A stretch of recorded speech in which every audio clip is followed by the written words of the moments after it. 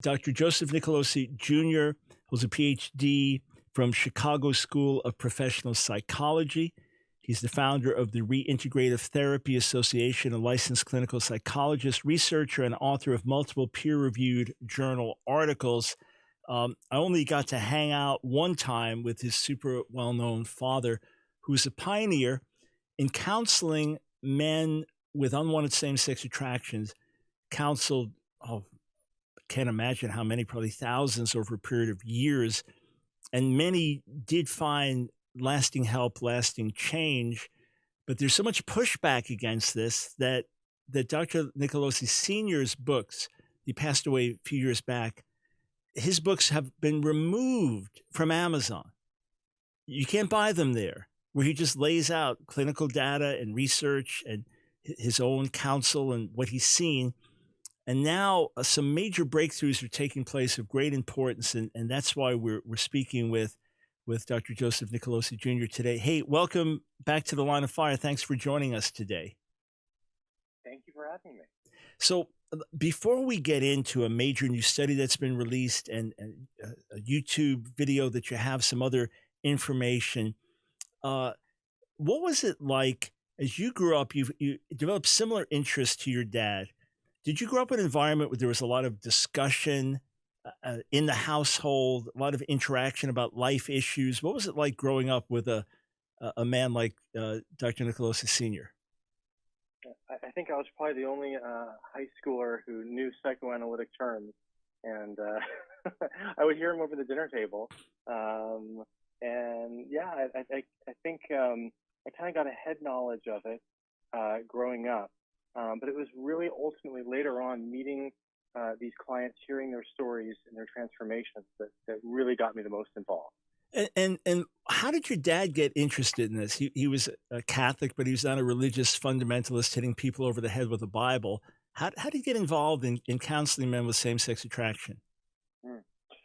So he was in charge of psychological assessment at St. John's Seminary in the late 70s, early 80s, and his job was to screen out priests psychologically, individuals who want to join the priesthood. And so he would find a lot of these guys had a lot of psychological difficulties. He would tell the seminaries about this, and then the seminaries would go ahead and accept these priests anyway into the priesthood. And many of them had same-sex attraction. And he would get to know them, talk with them, and he began to notice some patterns over time.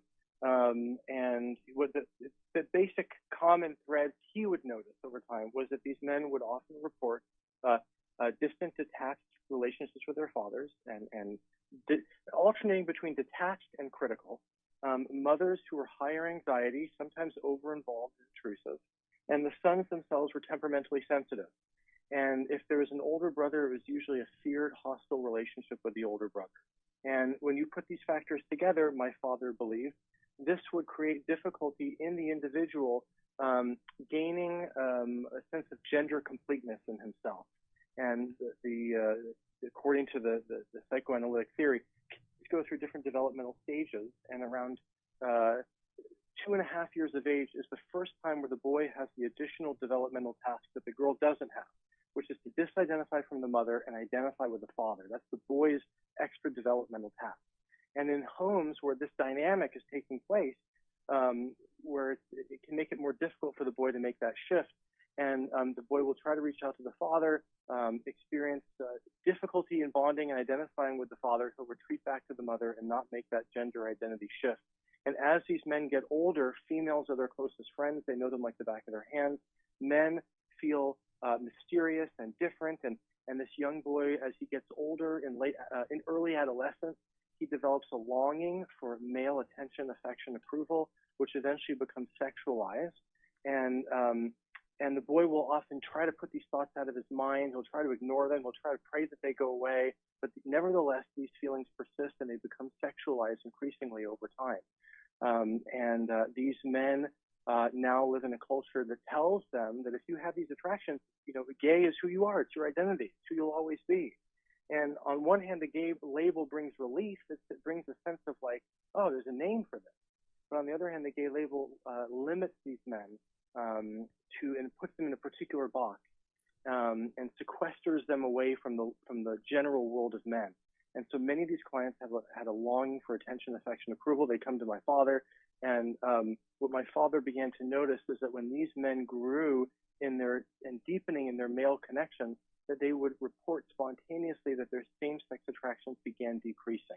And so that was my father's story. That's what he noticed, and he wrote several books about that and developed a theory. So why is it such a threat? I mean, here he's a psychologist, he's a trained professional. People are coming to him wanting help. It's not some kid that's been kidnapped and hid in a closet and is going to be deprogrammed of his gayness or some horror story like that. These are grown men. These are people saying, I want help, or maybe a family coming with a minor saying, I want help. And he's offering this and trying to get to the roots of things. So they feel, I was born this way, but as he begins to unpack it, it begins to make sense. And now they feel better psychologically. They're happier in life. Some see a real change in diminishing in same-sex attractions, etc. So there's many good outcomes. Why do his books get banned? Why is this such a threat? I think the term for this is tragicomic, part tragedy and part comedy. It's so preposterous, the book banning, that it's hard not to laugh. Basically, the books were banned because an individual, an LGBT activist, wanted people to not find out about it. He said it's, quote, hate speech. So he went online, created a petition, got people to sign it, got, I don't know, a large number of people to sign it, sent it to Amazon. Amazon agreed and banned the books. And then after it was all over, during an interview, this young man was asked about his impetus for banning the books, and then he admitted he'd never even read the books to begin with. He was simply offended by their title. And so that was enough to ban the speech. I mean, talk about judging a book by its title, by its cover. So, yeah, I mean, Amazon really banned these things and these books, and they're trying to ban the message. It says a lot. You know, when you're getting banned these days, it usually means you're doing something right. Right. I mean, Amazon. Yeah, go ahead. And there's a lawsuit you're involved. There's a lot that we want to talk about, but it's so important for everyone to have the background here, because you hear this word, quote, conversion therapy, and it's basically, well, giving men shock treatments, have them look at a picture of a man and shock them, and that's what they're doing, and they're kidnapping kids and bringing them to these re-education camps, and we need to ban this. So state after state is banning professional help for minors that want help with unwanted same-sex attraction or gender identity issues. California almost banned it for people of any age. Whole countries are coming out with these bans. So there is this demonizing of something, quote, called conversion therapy, whereas what you're talking about, what your dad talked about, you use the term reintegrative therapy.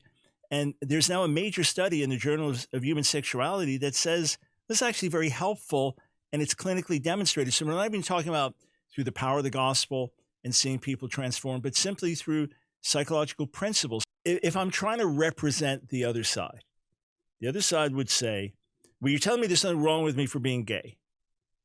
Actually, no. Yeah, preaching scripture, I'd say homosexual behavior is wrong. Yeah, that's true. Okay, homosexual behavior is wrong according to the Bible. But we're only talking about someone who says, I want help. I'm not at home with same-sex attractions. I want to be married to someone of the opposite sex. That's my desire, and to have our own biological children. So I'm struggling. I want help. So no one's saying, you're a bad person and you have to get help. No, rather, you want help. This we're talking about from a secular, clinical perspective. Okay, that's the first thing. The second thing is that they'd say, well, I tried and it was harmful to me. Like someone's struggling with obesity or alcoholism or whatever, and something happens, they go for counseling help and they end up drinking more or getting heavy. Well, everyone does their best to counsel and provide help. You can't guarantee perfect results. But what's happened now, and we'll come back. So Joseph, somehow our connection got lost, but we are reconnected. We've only got a few seconds before the break. We've got three major things to talk about in the next few minutes, friends. Number one, major new study that's come out in the Journal of Human Sexuality about positive changes that can come through this counseling method. Second, lawsuit that Joseph has filed. We've got to talk about that. And then I'm putting up links to a video series. It's just been put up on YouTube where the explanation given as to how people are changing. There are many ex-gays, ex-lesbians, ex-trans people in the church with the help of the gospel, and there are many just in society in general really changed through positive counseling therapy. The article now, this new important article, it is, again, professionally written, professionally documented. What's so significant about this? Yeah, so published in the Journal of Human Sexuality, and the whole article is free. It's available online for anyone who wants to read it. There were 75 participants, so it's a large-scale longitudinal study. They tracked these clients over a couple of years, and they found that these individuals, these men who did this therapy, noticed statistically significant decreases in their homosexual thoughts, feelings, behaviors, statistically significant increase in the heterosexual thoughts, feelings, behaviors, and a significant shift toward a heterosexual identity. So we're not talking about behavior modification. We're talking about the thoughts, the feelings, and even the identity are all shifting. And as well as that, we notice increased improvements in emotional well-being. For example, decreases in anxiety, depression, or suicidality, for example, those things went down. And so we see that these clients are psychologically better off after the therapy. Their sexuality is shifting. And what's perhaps most surprising of all is that the actual method of the therapy is just trauma therapy. That's the kicker. Like we're literally just treating childhood traumas. We're not doing anything else. In fact, we tell our clients, I tell my own clients, don't try to change your sexuality. That could just interfere. Don't try to change anything about yourself. Just resolve early childhood trauma methods using this evidence-based approach. And as a spontaneous byproduct, you may notice shifts in your sexuality. And sure enough, that's exactly what we're seeing. So getting to the root cause, someone in their own experience, they feel like I was born this way, I've always been like this. You dig a little deeper, you get to the root cause, and everything begins to fall into place. And when you say a large study involving 75 people, probably most aren't aware of these types of studies. We have it's harmful, it's terrible, all the studies point in that direction. This is bogus. And a study like this is quite major, quite groundbreaking. It's a major study. The mainstream media are ignoring it. Of course, if the results went in the opposite direction and these people did worse, then of course the media would suddenly be interested because it fits with their narrative. But no, the data is there. The media are just not bringing that information to the public. And again, these are people that say, hey, I want to explore this with you, and they're getting these results. So no one's being coerced. This is people looking for help. Why on earth, Joseph, would the government or any organization tell someone looking for help it's illegal for you to get that help? Why would they do this? That's right. This message goes against the prevailing narrative. Many activists see it as a threat to their narrative. And we're exposing, in many ways, the hypocrisy of the radical activists of the far left, who say we welcome people into the gay community, but when those same people eventually want to consider leaving, we try to block their options so they can't leave. Yeah. That's hypocrisy, that's bullying, and that's what the far left is doing. And this is a very important distinction. I believe you've made this distinction on your show in the past. I listened to your show. So one very important distinction is this highlights the difference between classical liberals and the radical left. Mm-hmm. Classical liberals would say, hey, look, you want to be gay, just don't force anything on anybody, and I'm fine with it. The radical left is saying, no, you will go with our agenda. We're going to teach a certain kind of information. We want to be the gatekeepers of what people can hear. We'll ban books if we have to, and we'll ban therapy. And there's that authoritarian feel from the radical left.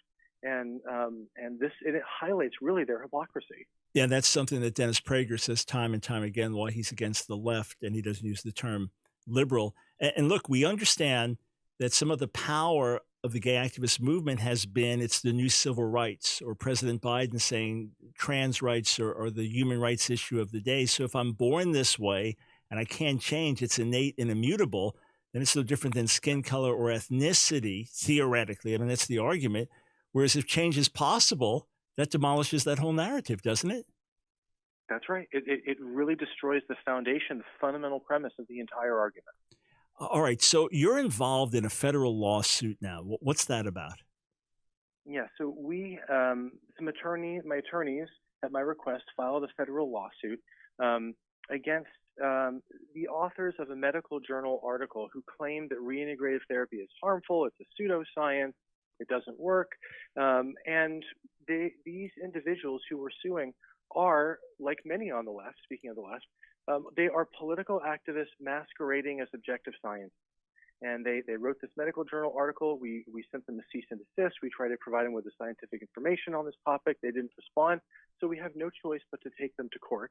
And we're going to prove the fact that this therapy is helpful. And on a larger scale, what the lawsuit is really about is that we believe everybody should have access to accurate medical information to help these individuals be able to be in charge of their own journey without having these political activists try to control the information our clients get access to. Got it. And I mean, the fact you have to fight for this in court, it really says everything.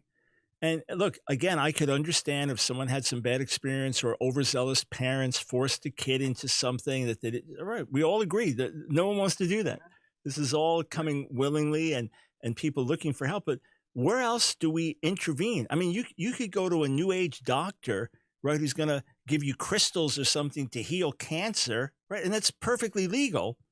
But a 17-year-old boy who was raped and who struggles with a sexual identity and says, I want to get to the root of this. It's illegal for that boy to get counseling. And again, if some have their way, it'd be illegal for anyone to get counseling. So the only way this is going to change is if we stand and we stand together on this. Now, on a practical level, because anytime I ever talk about these issues from a biblical perspective with God's compassion, say at a church service, if I'm asked to do it, there's a line of people coming to me, weeping, issues, parents, kids, grandkids, all kinds of crises related to LGBT issues, some of the people themselves, some those close to them. So I want to make this as positive and practical as possible. And I'm putting up links on our Facebook page, just tweeted it out, to a video series that you just released. Who will this help? Because ultimately, you're not here to fight the government. You're here to help people. You're here to give them tangible help. And there's this strange move to try to suppress that. What's on these video series about reintegrative therapy? Right. It's based upon the fundamental notion that everybody has the right to walk away from sexual practices and experiences that don't work for them and to have support to do so. Every person should be free to choose a life consistent with their values. And no one, no government, no anybody should bar access to another person's choice to live consistent with their faith and their values and what works for them. And so the video series is basically showing people, it's not an explanation, it's a demonstration of what this actually looks like. This is it step by step broken down of the process that these 75 men went through in that study I mentioned earlier. And we show exactly how the process works. And we can't rely on the mainstream media. They will not present this information. But there are so many individuals who have said that this process that I'm using, or other ones that other therapists are using, they're like it. It really does lead to a shift in their life. And so we put it on YouTube. And so until between now and the time YouTube bans it, we encourage people to watch it. Now, certainly you've heard people with spiritual testimonies who've talked about being changed, and maybe God really met them and helped them, but some haven't really dealt with some of the root issues or underlying causes or got further undergirding to their lives, and they may fall away. Do you feel it's really important, as much as possible, that people get to root issues and find healing and direction for the future, as opposed to just saying, hey, I've been changed? I mean, some can be miraculously changed. I know that. But you feel it's really important to deal with root issues? Yeah, I mean, this is, especially when we talk about sexuality, it's connected to the root of who we are. And so, yes, root issues, dealing with it. And this has nothing to do with same-sex attraction. This is for all human beings. You know, when we're talking about a part of a person's life where their sexuality is going against their values, again, that could show up in many ways for many people. that usually it's the root issues that need to be looked at. What is that person really looking for? What are they hungering for that they're not getting? What need is it they're not getting met in other areas of their life? We want to explore what are the dynamics that are the driving factors behind the sexuality. The sexuality is usually the symptom. Yeah. There's something behind it that's going on. And in so many areas of our life, and we realize this in ministry, you get to the root issue and a lack of love or a trauma or a certain experience or a perception. And when that gets fixed, whoa, everything changes around. And I'm looking on your reintegrativetherapy.com website at a really helpful chart, conversion therapy versus reintegrative therapy. Friends, there's so much noise in the media, and this is only going to increase. It is critically important that we stand with voices like Dr. Nicolosi now from a secular perspective, and then those from a Christian perspective offering hope and change. Joseph, we've got 15 seconds. Where's the best place people should go? Is it reintegrativetherapy.com or somewhere else? I'd say go to reintegrativetherapy.com. We can answer many of the questions based on the science. We can tell you can see personal testimonies. It's just a gateway to so much of what the media is not telling us. Well, and we've got to get the message out because we care about people. So friends, we posted on Facebook, personal page, corporate page, Twitter, links to the YouTube videos. Joseph, keep up the great work. We're standing together with you. Appreciate it. Thank you. Thank you. Hey friends, I hope you enjoyed that video. If you did, click on one of the boxes on the screen, check out another one of our videos, and be sure to subscribe and hit that notification bell so that you don't miss a single video. You know, we discovered that about 60% of you that are watching our videos aren't subscribers. So subscribe today. Doesn't cost you a dime. And if you want to support our work, Line of Fire, and all the things that we do, follow one of the links on the screen below.